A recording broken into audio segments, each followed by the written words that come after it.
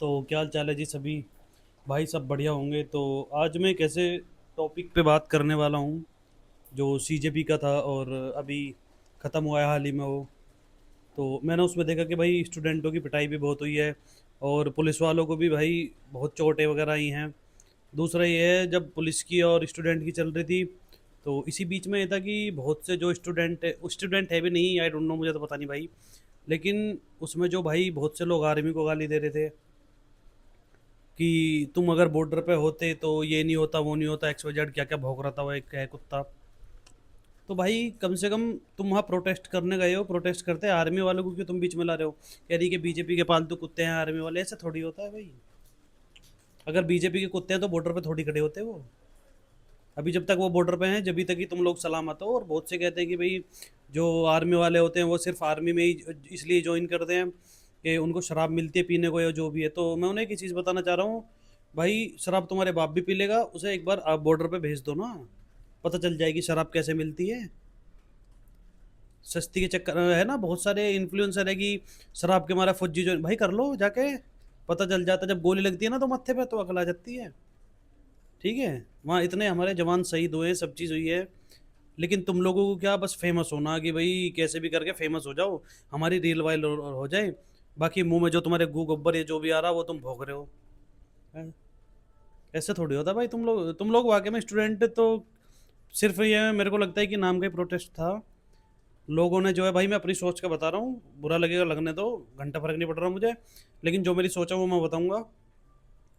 तो बहुत से लोग ये थे कि भाई वहाँ जाके पुलिस के मुंह पे चढ़ चढ़ के मार रहे थे उन्हें, और फिर उसके बाद उन्होंने लाठीचार्ज किया। तो फिर पुलिस को ब्लेम करने लगे, अबे तुम लोग भी तो थे वहाँ पे। अब वहाँ जितने भी लोगों से नीट की फुल फॉर्म पूछ गई, किसी को कुछ नहीं पता था, तो स्टूडेंट क्या घंटा थे तुम लोग वहाँ पे। अब उसका मुद्दा उठा रहे कि उस टाइम आज़ादी की स्पेलिंग पूछते थे, होता भाई उस टाइम वो दौरा लगता। उस टाइम के लोग बागों को तमीज़ थी, लेकिन तुम लोगों को 1 रुपए की भी तमीज़ नहीं है। सारी सच्चाई ये है कि तुम लोगों को तो हराम की खाने की आदत लग गई है। तुम तो ये चाहते हो, ना तो तुम मेहनत करना चाहते, ना तुम पढ़ना चाहते। तुम तो ये चाहते हो कि बस सरकार तुम्हें घर बैठे बिठाए, तुम्हें राशन दिए जा। राशन तो तुम्हें मिल रहा है, खैर फ्री का खा रहे हो तुम लोग, है ना। तुम्हें कुछ काम ना करना पड़े, घर बैठे बैठे तुम्हारे पैसा आ जा। ऐसे कैसे पॉसिबल है भाई? अगर सब लोग यही सोचने लगे तो देश का विकास कैसे होगा भाई? देश में काम कौन करेगा? ये देश में इतना डेवलपमेंट करते हैं, जॉब करते हैं, कौन करेगा भाई? अगर ये मोदी जी सबको घर बैठे बिठाई ही पैसा देने लगे तो काम कौन करेगा भाई देश में? एम ही जाके मोदी जी को, अबे मोदी जी का क्या रोल है उसमें? वो पेपर मोदी जी ने लीक कराया है क्या? शिक्षा मंत्री ने कराया था, उसने रिजाइन दे दिया। लेकिन उसके बाद भी मैं देख रहा हूँ कि लोग उल्टी सीधी, कहाँ भाई प्रोटेस्ट किस चीज़ का, जातिवाद घुसेड़ दिया। अब मेरे दोस्त क्या अंधभक्त बोल रहे मुझे, भाई इसमें अंधभक्त वाली बात कहाँ है? अंधभक्त कौन है कि भाई जो बिल्कुल भरोसा कर ले किसी पे? भाई मैं नहीं करता भरोसा, लेकिन सच्चाई ये है कि उसमें मोदी जी का कहाँ रोल है पेपर लीक में? कोई मोदी जी ने लीक कराया गया वो? इतना बड़ा वो आदमी देश चला रहा है भाई, इंटरनेशनल लेवल पे जाता है बंदा वो, जाके देश में अच्छी अच्छी चीज़ें लेके आ रहा है बाहर से।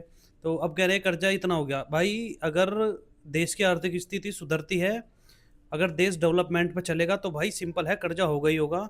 और तुम जिसको सबसे अच्छी सिटी मानते हो ना कि वो बहुत शांतिपूर्ण है और ये उस पर कर्जा वर्जा नहीं है, भाई एक बार जाकर कर्जा चेक कर लो कि किस सिटी पे कितना है। तो मुंह खोलने से पहले सोच लेकर के तुम भोग क्या रहे हो। अब देश डेवलपमेंट कर रहा है तो कर्जा तो होगा ही भाई। अब नो आर्थिक स्थिति, अगर आर्थिक स्थिति देखने लगे तो भाई जिंदगी में कुछ नहीं हो पाने का देश का, ये भी पक्की बात है। तो ऐसा मत करो भाई। अब बहुत से बच्चों के भेष में वहाँ गए, वहाँ जाके उन्होंने उत्पात मचाया, लेकिन एक रियलिटी ये भी रही कि वहाँ सिर्फ जो सही आदमी थे वो ही पिटे। जिन्होंने काम किया उनका काम तो आग लगाना था, वहां जाके पुलिस पे पत्थर के लाठी चार्ज जो भी करा फेंका उन्होंने। अब उसमें कौन पीसा? जो आप स्टूडेंट लोग जो पढ़े लिखे हो वे पिटे भाई वहां पे ज्यादातर तो, है नहीं। जिसने आग लगाई वो तो निकल गया, लेकिन तुम लोगों का क्या रहा? तुम लोग तो भाई वहां पे ऐसे ही रह गए, तुम्हें तो कुछ भी नहीं मिला। अब उसने प्रोटेस्ट दे दिया, अभी पंजाब में पेपर लीक हुआ है, उसके ऊपर वो मुद्दा नहीं उठाएगा क्यों? क्योंकि वो आपकी सरकार को सपोर्ट करता है। देखते हैं भी क्या रहेगा बाकी। हो सकता है भाई इन फ्यूचर आगे वो सपोर्ट करे, पर मुझे तो अभी हाल ही में जैसे उसने यहाँ प्रोटेस्ट किया तो कायदे में पंजाब में भी करना चाहिए था उसको, है ना। तो एक ही पार्टी को टारगेट मत करो भाई। देखो पार्टी सबकी अलग अलग है, मैं भी मानता हूँ कि सबकी पार्टी अलग है, लेकिन सिर्फ एक ही पार्टी को टारगेट करना सही थोड़ी है। और पार्टी को भी क्या टारगेट कर रहे हैं तुम लोग? तो सीधा मोदी को टारगेट करते हो भाई। वो बंदे ने क्या किया है तुम्हारा, मेरे तो समझ में ही नहीं आती। अब ये नीचे इतने भ्रष्टाचारी लोग हैं, अब ये मुंह खोलने से ये होता है कि उसे नौकरी से निकाल दो। भाई कहने करने में जमीन आसमान का फर्क होता है। अगर वो उसे निकालेगा तो दूसरे को लाने में भी तो टाइम लगेगा। कोई एकदम तो जा नहीं चलेगा एक मिनट में कि जाके सीधा ज्वाइनिंग हो गई, जाके बैठ गया। प्रोसेस होता है, लंबी चीज़ें होती है। अब धर्मेंद्र प्रधान का इस्तीफा इतना टाइम से पेंडिंग था, अब उन्होंने जब दूसरा देखा उसके बाद मिला तब रिजाइन दिया, दिलाया उन्होंने उसे। है भाई, भाई पता नहीं कैसी पब्लिक है, क्या दिमाग में लेगा। और देश के हित की बात करो तो अंधभक्त है। अरे भाई अंधभक्त कहाँ से हो गई यार। चलो भाइयों, अपना यार पढ़ाई वढ़ाई पे ध्यान दो, ये फालतू की चीज़ों पे ध्यान मत दिया करो। लोगों का काम कहना है भाई, बाकी अच्छे से पढ़ाई वढ़ाई करो भाई। और तैयारी करो, कहीं ना कहीं सिलेक्शन हो ही जाएगा। बेरोजगार मत घूमो। अगर सरकारी नहीं लगते तो भाई प्राइवेट में ट्राई करो, लेकिन ट्राई करते रहो। इन फ्यूचर आप कामयाब हो जाएंगे। जय हिंद भाइयों।